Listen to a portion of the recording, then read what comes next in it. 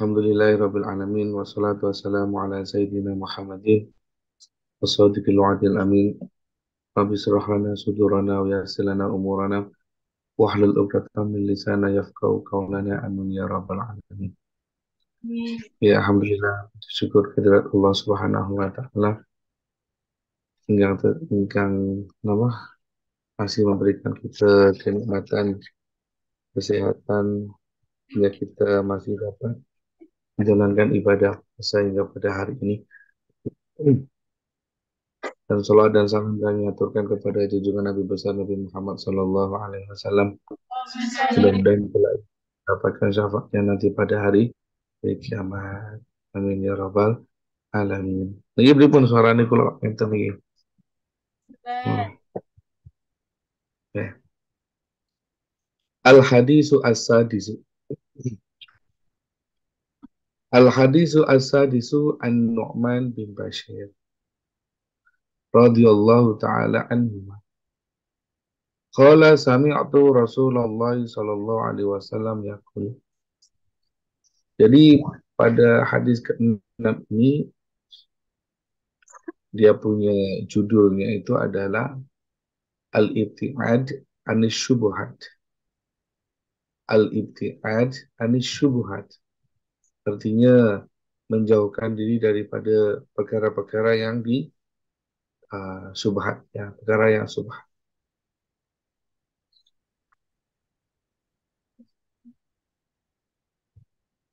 Sami itu Ani Nu'man bin Bashir, saking Nu'man bin Bashir. Radhiya muka-muka ngeridani Allah sabah Allah Ta'ala anhuma, saking Nu'man dan saking Bashir. Kala ngendika sapa Nu'man, sami tu mirang sapa ingsun Rasulullah ing Rasulullah sallallahu alaihi wasallam yaqulu ku ngendikan sapa Rasulullah. Ngendikan innal halala sak temene perkara kang halal bayyinun, ya, iku nyata. Wa innal harama lan sak temene perkara kang haram bayyinun, iku nyata perkara. Ya. Jadi innal halala bayyinun wa innal harama bayyinun. Jadi al halal al bayyin, perkara yang halal itu ya perkara yang nyata, yang dinyatakan di dalam nas Allah Subhanahu wa taala di dalam Al-Qur'an tentang kehalalannya, atau perkara-perkara yang halal yang dinyatakan secara shar'i dalam hadis-hadis Rasulullah Sallallahu Alaihi Wasallam. Contoh perkara yang al-halal, ya, yang bayyinun, yang nyata, yang dinyatakan di dalam Al-Quran itu seperti kehalalan bahimatul an'am, hewan ternak. Contoh ukhillat lakum bahimatul, kenapa Mbak? Ukhillat lakum bahimatul an'am, dihalalkan bagi kamu bahimatul an'am. Jadi bahimatul an'am itu seperti unta, sapi, kambing, dan yang dan perkara yang bayin, kainal halal bayinun, sebenarnya perkara yang halal itu kan bayinun, jelas. Di antara contoh yang lain seperti yang dinyatakan dalam Al-Quran tentang hukum jual beli. Wa akhallallahu bai'a. Jadi jual beli itu hukumnya adalah halal selagi dalam jual beli tersebut tidak terkandungi unsur gharar. Gharar itu ya, gharar itu yang sesuatu yang dapat merugikan pihak-pihak yang bertransaksi. Atau ghish itu penipuan, ya, atau penipuan. Wa innal harama saat temene perkara kang haram bayyinun iku nyata, yaitu sesuatu yang dinyatakan di dalam nas atau yang para ulama sepakat atau yang disepakati tentang keharamannya, baik keharamannya tentang ainnya atau jinsiahnya, kita ya, baik di dalam Al-Quran ataupun di dalam hadis. Contoh seperti tentang keharaman apa, bangkai, darah, ya, daging babi, dan apa-apa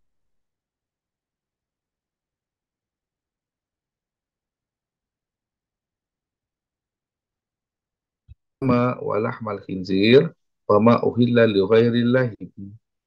Jadi sekali lagi, perkara wa innal harama bayyinun, perkara yang haram itu jelas, yaitu perkara-perkara yang haram yang Allah nyatakan di dalam Al-Quran atau yang Rasulullah nyatakan dalam hadisnya yang disepakati akan keharamannya. Seperti contoh tadi itu tentang keharamannya bangkai.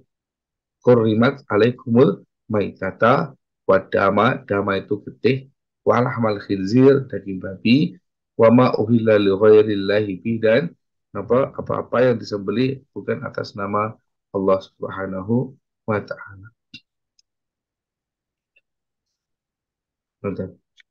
Contoh yang lain, perkara haram yang nyata ya, yang dinyatakan dalam Al-Quran Sunnah. Al-Quran contohnya tentang apa? Berzina. Wala taqrabuz zina innahu kana fahisyatau wasa'a sabila. La taqrabu itu maknanya jangan sekali-kali mendekati zina, tapi bukan maknanya mendekati yang dilarang, tapi maknanya adalah utrukuhu, ada tinggalkanlah perbuatan zina dan perkara-perkara yang menjadi penyebab perbuatan itu terjadi. Ya, atau seperti khalwat ataupun perkara-perkara yang lain. Contoh yang lain tentang perkara yang diharamkan yang dinyatakan dalam Al-Quran seperti keharaman memakan harta riba. Ahallallahu al-bai'a wa harramar riba. Dihalalkan bagi Anda, bagi kalian semua, jual beli dan diharamkan riba. Suara ni kulo ni kira penak kabeh. Innal halala bayyinun wa innal harama bayyinun wa bainahuma mustabihat. Adalah wa bainahuma mustabihat. Dan di antarane napa napa antarane perkara halal dan perkara yang haram itu ada namanya mustabihat. Mustabihat itu adalah perkara-perkara yang subhat. Mustabihat. Mustabihat itu artinya perkara-perkara yang tidak dapat dikenal pasti adakah ianya halal ataukah ianya haram.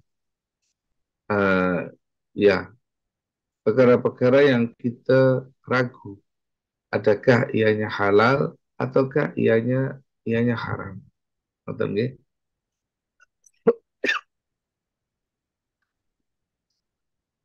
Ada kalanya ketidakjelasan itu disebabkan karena ada pertentangan dalil-dalil berkenaan dengan perkara tersebut. Terus perkara tersebut dikatakan sebagai perkara yang syubhat. Betul nggih?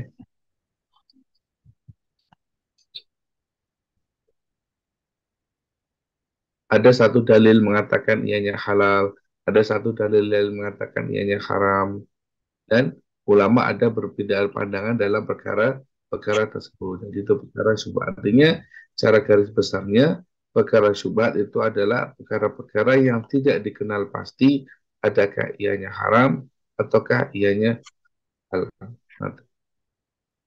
La ya'lamuhunna, la ya'lamu orang ngawaruhi hunna ing perkara mustabihat kasiron sapa wong akeh minan nasi saking para menungso, dan perkara syubhat ini tidak ada orang yang tahu tentang kejelasannya adakah ia haram ataukah ianya haram, ada ataukah ianya halal, kecuali hanya sedikit saja orang-orang yang mengetahui. Kecuali hanya sedikit saja orang-orang yang mengetahui. Dan ini dikarenakan untuk mengetahui ianya perkara itu halal atau haram, ya, bagi perkara syubhat ini, itu diperlukan namanya ilmu, kefahaman, kaedah-kaedah tertentu untuk mengkajinya. Ngerti nggih? Jadi berkenaan dengan perkara ini, perkara yang halal dan perkara yang haram ini tidak diketahui kejelasannya kecuali hanya sedikit. Bukan maknanya tidak ada orang yang tahu, ada orang yang tahu tentang perkara-perkara ini, kejelasannya, tapi dia tidak banyak. Karena dinyatakan layak alamuhunna katsiru minan nas. Karena untuk mengetahui kepastiannya diperlukan namanya ilmu, pahaman, uh, kaidah-kaidah, tarjih dan ya, ngoten nggih. Paman mangko temi sapane wong. Itako kang jaga sapa man. Takwa ya, ngedoi, wedi, jaga sapa wong asyubuhati saking perkara-perkara subhat.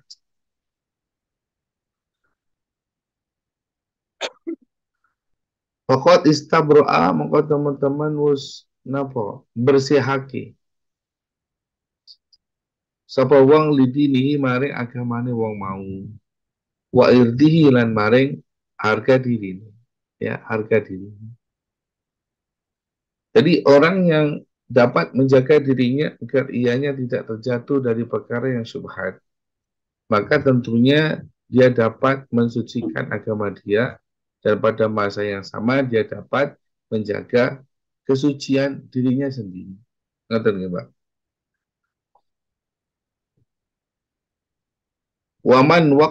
Waman lan sapane wong waqa'a kang tumiba sapa man, ya, fi syubhati dalam perkara syubhat. Waqa'a maka teman-teman tumiba sapa man fil haram dalam perkara kang haram. Kenapa kita diperintahkan untuk berhati-hati tentang perkara syubhat? Ya, sebab kalau orang itu sudah jatuh dalam perkara syubhat, maka boleh jadi dia akan jatuh dalam perkara-perkara yang haram. Maksudnya, tidak tasahalat fil mustabihati wa akhadatha. Maksudnya, kalau orang itu tidak mengambil berat tentang perkara-perkara syubhat, maka bisa jadi pada satu masa orang tersebut terjatuh dalam perbuatan yang haram. Gampang perkara. Artinya, barang siapa yang tidak mengambil indah tentang perkara syubhat, maka boleh jadi dia terjatuh dalam perkara yang haram. Kalau satu contoh di apa ya, kenapa jenengan itu, contoh dalam kehidupan kita sehari-hari, Mbak, ya, untuk menjaga dari perkara syubhat itu, um, kita membeli makanan-makanan, ya. Kalau di Indonesia mungkin mencari makanan halal itu sangat mudah, gitu, senang karena mayoritas memang orang Muslim. Tapi bagi negara-negara yang Islam itu sebagai minoritas, tentunya untuk mencari makanan-makanan yang halal itu, dia orang itu perlu untuk memastikan dahulu apakah makanan yang dibeli itu adalah halal atau haram, khususnya makanan-makanan yang jual di apa namanya di supermarket itu. Karena untuk mengetahui makanan itu adalah halal, itu kan ada dua cara, ya. Yang pertama, memastikan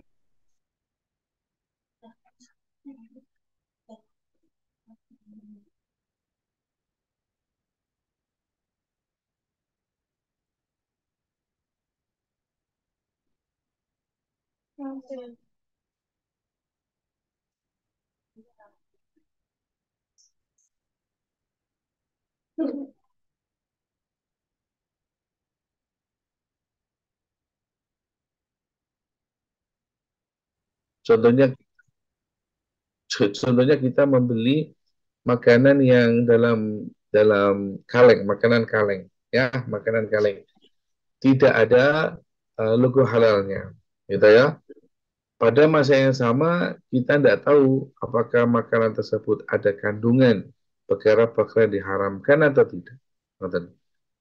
Seandainya kita ada kemahiran dan kita ada pengetahuan bahwa bahan-bahan yang haram itu sentiasa dinyatakan dalam kode-kode tertentu. Biasanya kalau makanan mengandungi bahan gelatin babi, ya, khinzir, itu selalu ada kodenya, Mbak. Saya tidak hafal kodenya berapa itu. B berapa itu? B15, contoh misalkan ya. B15, I berapa. Itu ya. Nah, kalau kita dapat mengenal pasti bahwa di dalam makanan tersebut tidak ada kandungan perkara yang diharamkan seperti gelatin babi atau babi itu sendiri, baik dalam bentuk tulisan atau dalam bentuk kode-kode itu, kalau kita boleh pastikan, ya tidak ada masalah, kita boleh. Cuman masalahnya kalau kita ini tidak tahu, ada makanan dalam bentuk kaleng, tidak ada logo halal, tapi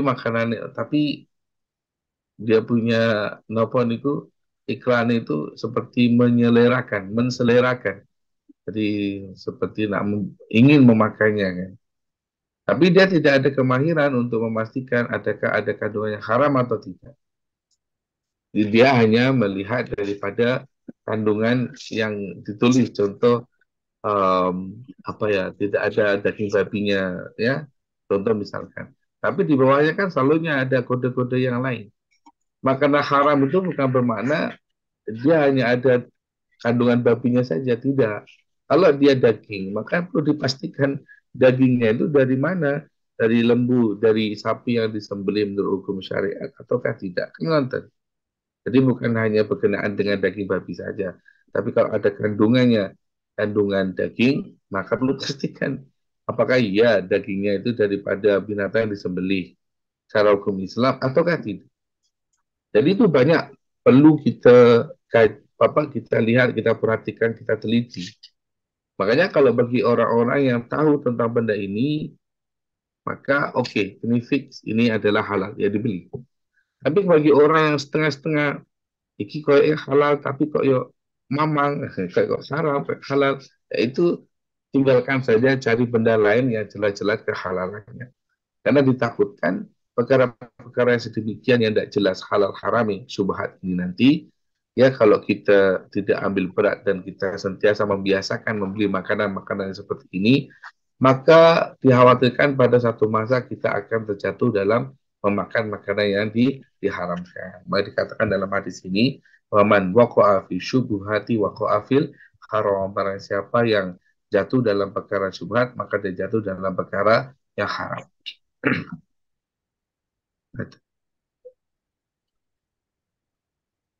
Kalau itu nanti Mbak, kalau sampai kisinan.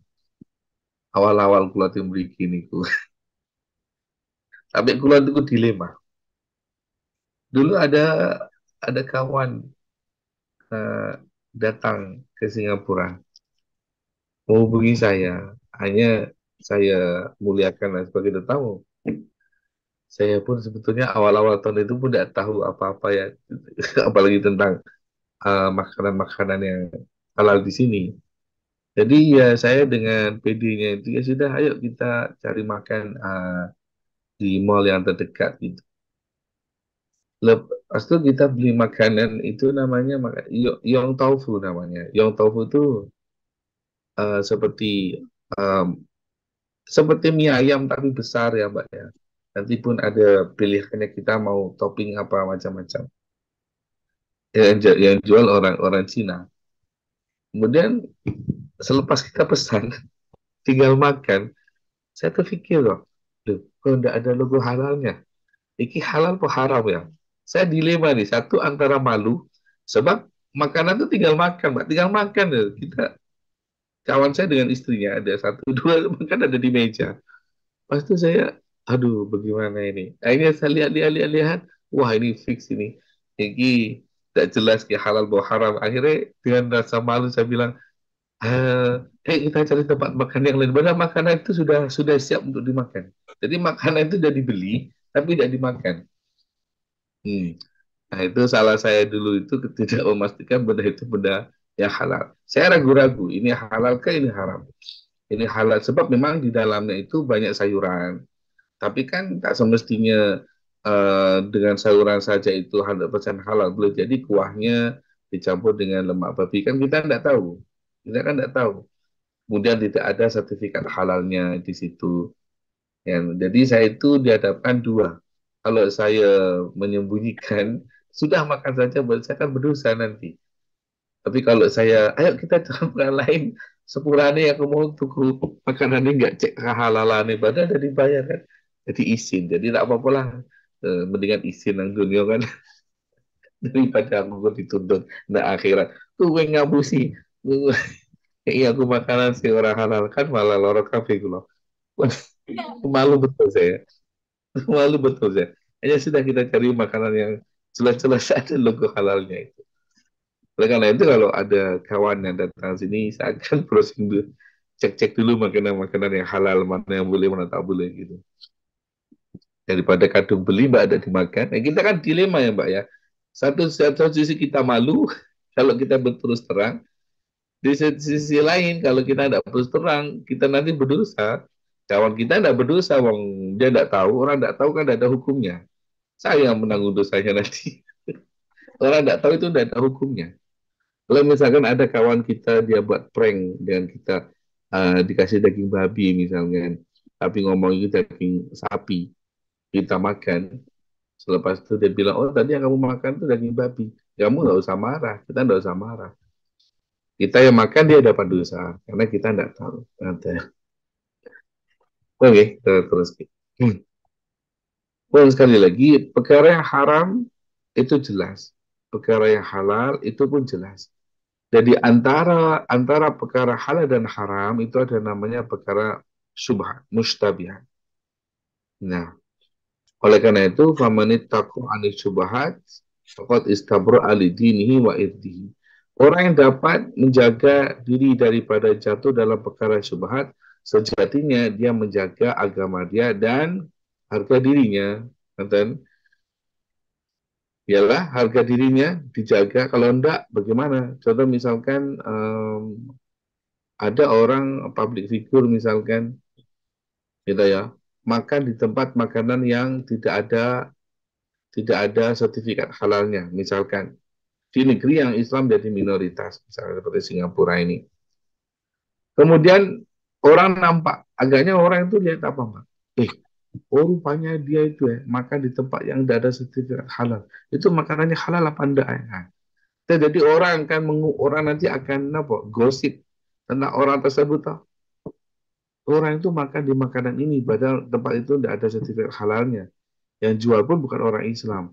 Itu gimana itu, Bang? Kan jadi harga dirinya pun nanti jatuh kan jadi bahan pembicaraan orang orang lain. Maka betul kata Rasulullah, barang siapa yang menjaga diri daripada jatuh dalam perkara syubhat, maka sebetulnya dia menjaga agama dia, setelah agamanya selamat, harga dirinya pun juga selamat. Betul gimana? Kemudian um, Rasulullah Shallallahu Alaihi Wasallam memberikan perumpamaannya, memberikan perumpamaan tentang orang yang tentang halal haram ini. Hmm. Kemudian Rasulullah mengatakan bahwa karroi, karroi, kaya orang angan wedus. Yar'a kang angon sapa wong haulal khima ing persekitaran kang dilarang. Apa ing persekitaran haulal khima? Khima itu maknanya asyai al-mamnu', yaitu daerah yang terlarang, di sekitaran daerah yang terlarang. Khima itu asyai al-mamnu', artinya sesuatu yang dilarang. Daerah larangan, Mbak, misalnya. Daerah larangan, daerah larangan lah.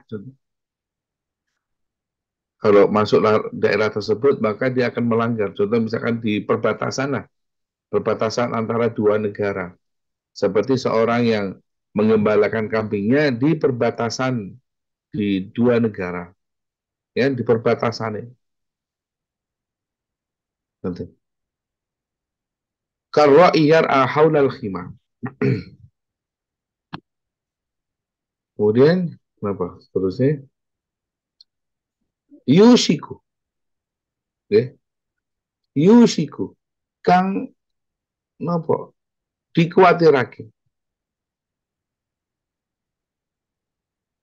Ayarta'a yang to napa? Tumiba sapa mau apa mau angon-angonane mau fihi ing dalam khima ing dalam tempat larang.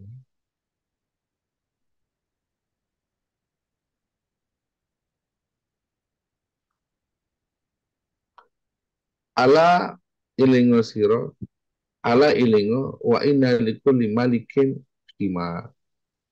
Sak temene saben-saben raja khima iku duweni daerah kan terlarang. Ala wa inna khimallah ala ilingo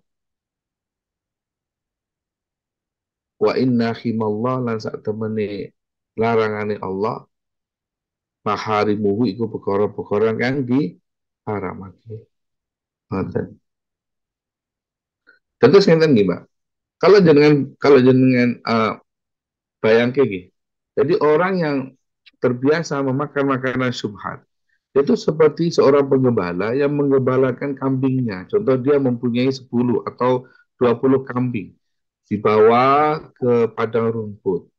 Nah, padang rumput yang dia bawa kambing-kambing itu rupanya berada di perbatasan antara dua negara. Katanya, dan situ ditulis barang siapa yang memasuki perbatasan negeri ini, ya, maka dia akan mendapatkan apa? Hukuman misalnya. Jadi orang-orang yang menggembala kambing itu menggembalakan di dekat-dekat perbatasan itu. Kalau orang itu sudah terbiasa sedemikian, maka pasti pada satu saat nanti ada beberapa kambingnya itu akan masuk ke perbatasan negeri yang lain. Kan nonton? Kalau udah orang tuh biasa menggembalakan kambing di daerah perbatasan, tentunya pada satu saat tuh pasti ada kambingnya tuh yang akan makan rumput negeri sebelah. Kan nonton, Mbak? Makanya orang yang terbiasa memakan makanan yang syubhat, melakukan perkara-perkara syubhat, pasti pada satu saat dia akan jatuh dalam perkara yang haram. Seperti orang yang mengembalakan kambing di perbatasan, pasti satu saat kambingnya itu akan memakan rumput negeri sebelahnya itu. Karena dia mengembalakan di tempat yang berisiko kan, berisiko tinggi. Dia tahu seperti itu, dia masih saja di situ. Okay. Kemudian Allah teruskan bahwa setiap raja itu mempunyai daerah terlarang. Dan larangan Allah itu adalah perkara-perkara yang diharamkan. Perkara-perkara yang diharamkan. Ala wa inna fil jasadi ala ilinga sira. Ala ngerti yo. Wa inna fil jasadi. Lan sak temene ing dalam jasad.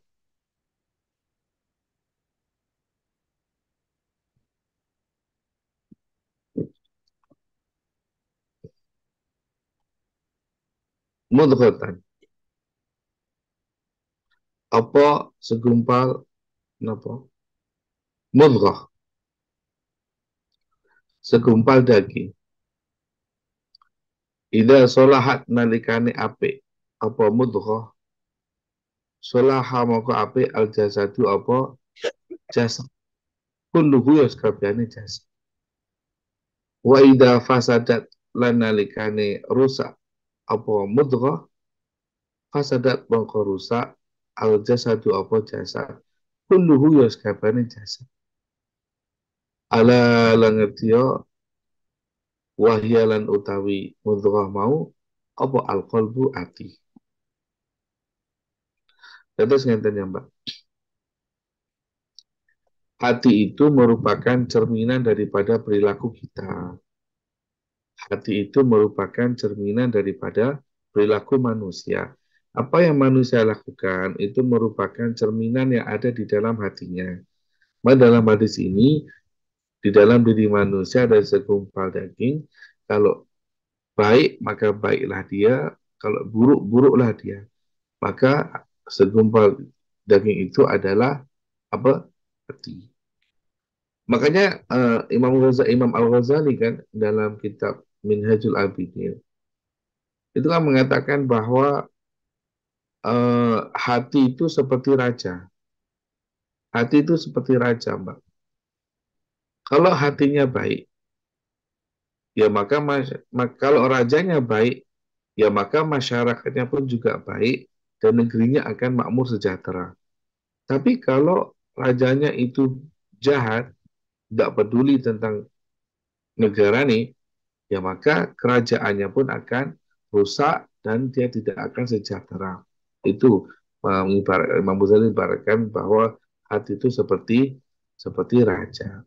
Oleh karena itu maka eh, hati merupakan cerminan daripada perilaku kita. Dan hati itu kan terbagi menjadi tiga. Toh.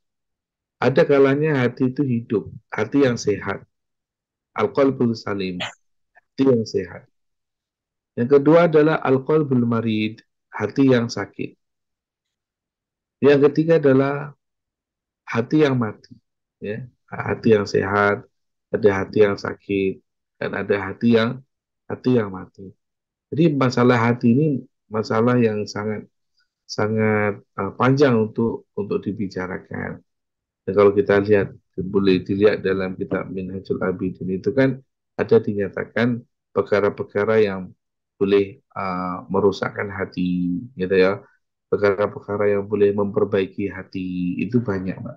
Dan kepentingan hati dalam diri manusia.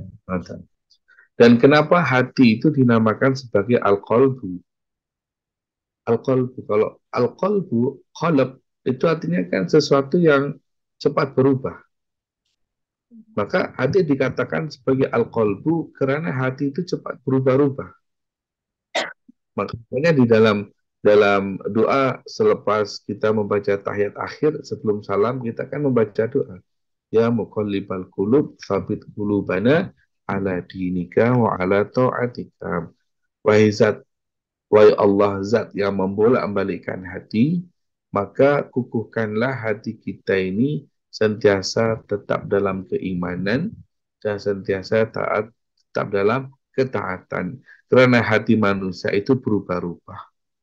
Kalau jenengan ingat cerita tentang Surakoh ya, Surakoh yang ngejar Nabi sinten itu Surakoh. Tapi kalau nama lembaga itu kalau supi. Ketika Rasulullah hijrah ke Madinah kan, Surakoh ini termasuk orang yang ingin menangkap Rasulullah karena tergoda dengan hadiah 100 ekor unta.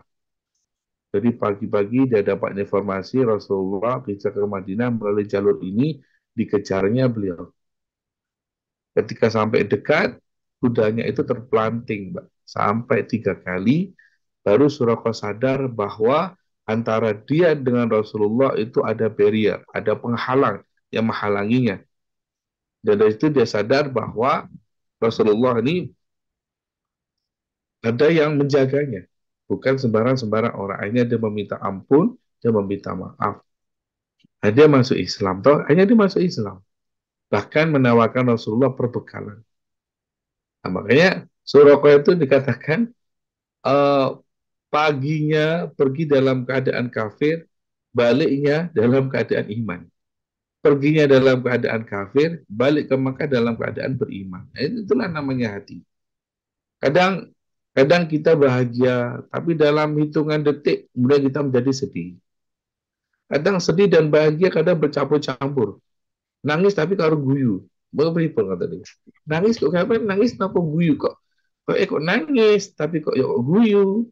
Tapi guyu kok meleleh air mata nih. Ini sebenarnya nangis sama guyu. Kadang kadang kita bahagia. Tapi dalam hitungan detik kita akan menjadi sedih. Itulah suasana hati. Kadang kita suka, dalam beberapa masa kita akan benci, ya kan? Itu masalah hati. Makanya kadang orang itu apa kafir, tapi dibalik hatinya menjadi mukmin. Dulunya fasik menjadi orang yang apa taat, kan? Ngerti ya? Ah, ini atau singkang hati yang sebelum ini kan bahwa nasib manusia itu tidak ada yang tahu kan. Nah, kalau Allah berikan hidayah dan hatinya terbuka menerima hidayah tersebut, maka baiklah untuk dirinya itu, ya, dan jadi kebaikan sehingga menjadi husnul khotimah. Makanya doa yang dibaca selepas tahiyat akhir itu kalau boleh diistiqomahkan ya. Hafal standar nombak lagi. Ya muqallibal qulub, tsabbit qulubana ala dinika wa ala ta'atik. Ya muqallibal qulub, tsabbit qulubana ala dinika wa ala ta'atika. Wahai Allah, zat yang membolak-balikkan hati, kukuhkanlah hati saya, hati kita tetap dalam keimanan dan tetap dalam ketaatan. Rawahul Bukhari.